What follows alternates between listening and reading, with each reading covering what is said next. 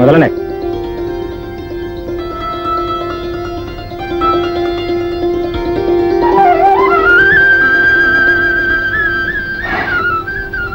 నూరేళ్లు నిండుగా హాయిగా ఉండాలి బాబు.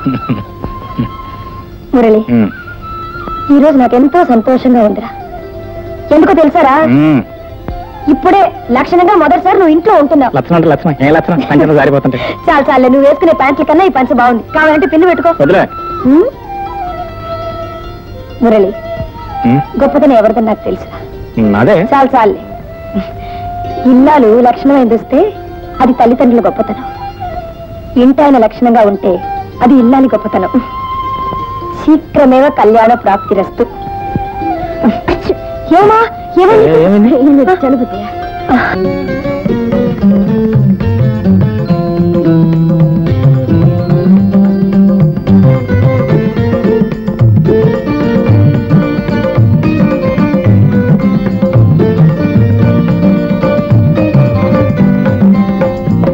రండి భోంచెదురు గాని. బాదాం హల్వా చేయమని చేశారా? ఎప్పుడు అయిపోయింది అత్తయ్య. మురళికి బాదాం హల్వా అంటే చాలా ఇష్టం. ఈరోజు వాడు పుట్టినరోజు కదా, అందరు కలిసి భోంచేద్దాం. మేడం పిలు. మీ అబ్బాయి గారు ఇంట్లో లేనత్తయ్య, వాళ్ళ ఫ్రెండ్స్ ఎవరో డిన్నర్ ఇస్తున్నారంట. అందుకని అమ్మాయిని తీసుకుని క్లబ్కి వెళ్ళారు. అదే నా చెల్లిని తీసుకుని క్లబ్కి వెళ్ళారు. ఇదిగో వెంటనే వెళ్ళి వాడిని తీసుకురా. వెళ్ళు. నేను వెళ్ళి పిలిస్తే వాడు బాధపడతారేమో అత్తయ్య. వాడు ఇప్పుడు రాకపోతే నేను బాధపడతానమ్మా. నువ్వు వెళ్ళమా. నువ్వు ఆ మరమాట. ఆ అమ్మాయి నీ చెల్లెలు కావచ్చు, కానీ కాబోయే భర్తని ఇంకో ఆడదానితో తిరగనివ్వడం పాలకొండ దగ్గర పిల్లిని కాపలా పెట్టినట్టు. అర్థమైందా? వెళ్ళి వెళ్ళి తీసుకురా.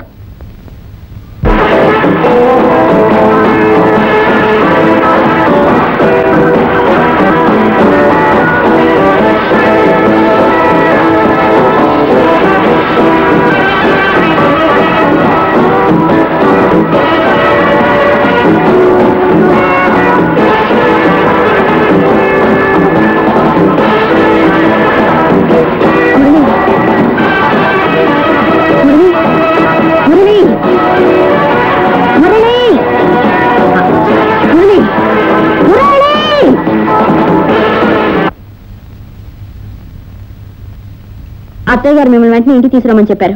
నా కాబోయే భర్త నాతో డాన్స్ చేస్తుంటే ఇంటికి రమ్మడానికి నువ్వే ఆ మాట నేను అడుగుతున్నాను.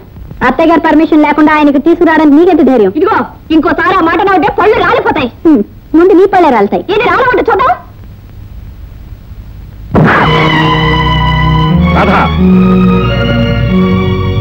10 మందిలో నా గీతమే చేసుకుని అవమానిస్తావా? ఏదో ఆపద్ధర్మం కొద్ది గీత స్థానంలో పెడితే అసలు గీతకే పోటీ పడతావా? నువ్వు నటించినది నీ కిరాయి తీసుకుని బయట పోవాల్సింది పోయి నా ఇంట్లో తెచ్చేసి నన్నే పిల్లడాలని చూస్తావా? అదే నీ ఉద్దేశం అయితే? నా ఉద్దేశం అది కాదు మిస్టర్. మీ అమ్మగారు ఆదరణ ఆప్యాయత చూసిన తర్వాత మానవత్వ మనిషిగా ఆవిడ సేవ చేస్తూ ఇన్నాళ్ళు ఉండిపోయాను. కానీ మీరు పెట్టే తిండి గురించి కాదు, మీరు చూపించే ప్రేమ గురించి కాదు. మీరేదో పెద్ద ఇంగ్లీష్ పర్సన్ లా ఎగిరిపడుతూ నన్ను తెలియతకు దద్దమలా జమ కడుతుంటే నేను దద్దమని కాదు పెద్దమని నిరూపించడానికి దీంతో పోటీ పడ్డానే తప్ప మిమ్మల్ని పెళ్లి చేసుకోవాలని కాదు, నాకు మొగుడు దొరక్క కాదు. వస్తాను. Good bye. Good bye. Good by.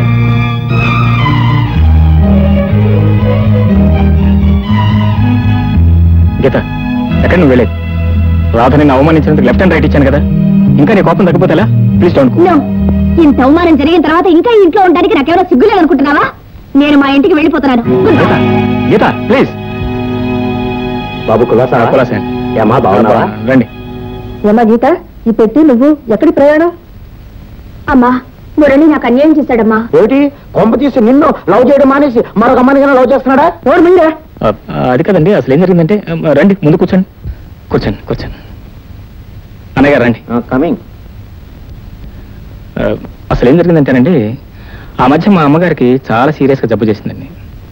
ఆవిడకి ఏదో అనుమానం వచ్చి నేను ప్రేమించిన అమ్మాయి గీతని వెంటనే పిలిపించు చూడాలని అందండి.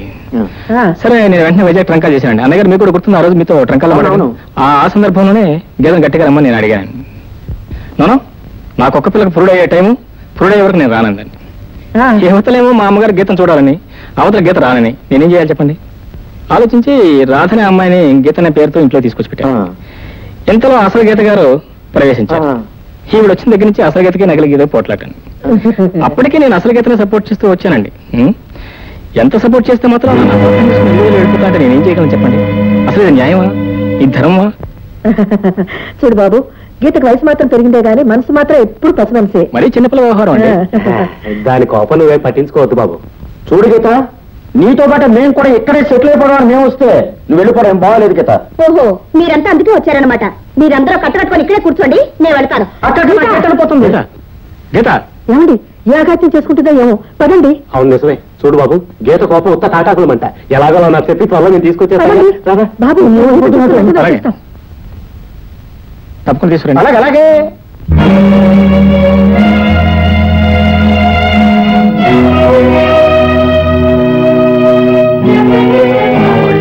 వాళ్ళెవరో ఎందుకు వచ్చారో నాకు అన్ని అర్థమైంది. నాకు ఇప్పుడు కావాల్సింది రాధ. రాధ? అదేరా, గీతని పేరుతో పరిచయం చేశావే, రాధ ఎక్కడుంది? Maya, Maya, Maya. Yes yes, coming please.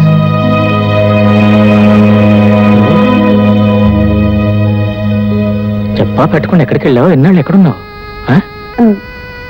ఉద్యోగం కోసం వెళ్ళాను మావయ్య.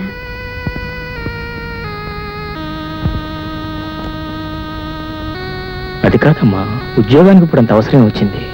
అవసరం అంటారేంటి మావయ్య? మీ ఆరోగ్యం పూర్తిగా పాడైపోయింది. వైద్యానికి డబ్బు సరిపోవటం లేదు. ఇన్నాళ్ళు నన్ను ఎంతో ప్రాణప్రదంగా పెంచి పెద్ద చేశారు. ఇప్పుడు నేను ఉద్యోగం చేసి మీకు వైద్యం చేయించడం తప్పంటారా మావయ్య? తప్పని కాదమ్మా రాధా, ఎలాగైనా నిన్ను ఒక ఇంటిదాన్ని చేయాలనేది నా జీవితంలో మిగిలిన ఒకే ఒక కోరికమ్మా. ఆ కోరిక తీర్చుకోవాలి ఆస్తోనే ఈ జీవిత భారాన్ని మోస్తున్నాను. కానీ నువ్వు ఇప్పుడు ఉద్యోగం చేసి నాకు వైద్యం చేస్తానంటున్నావు. నేనంత స్వార్థపరుని కాదమ్మా, స్వార్థపరుని కాదు. పోన్లే. అవును, నువ్వు వెళ్ళిన పని ఏమైందమ్మా? ఉద్యోగం దొరికినంత దొరికి చేజారిపోయింది మావయ్య. అన్నట్లు మీ ఆరోగ్యం ఎలా ఉంది? డాక్టర్ చూస్తున్నాడా? చూస్తున్నారు. మందులో వేసుకుంటున్నారా? వేసుకుంటూనే ఉన్నా. అవును, ఉద్యోగం దొరకకపోతే తిన్నగా ఇంటికి వచ్చేయచ్చు కదా. ఇన్నాళ్ళు ఎక్కడున్నావు, ఎందుకున్నావు? మీరు లోప పదని చెప్తాను. సరే, ఉద్యోగం ఇప్పిస్తారన్నారు కదా అని అతను చెప్పినట్టు వాళ్ళ అమ్మగారి దగ్గర నాకు వచ్చిన యాక్టింగ్ అంతా చేసేసాను. గుడ్. ఆవిడ మెచ్చుకుందా? ఎంతకీ ఆవిడ పేరేమిటన్నావు? పార్వతమ్మా.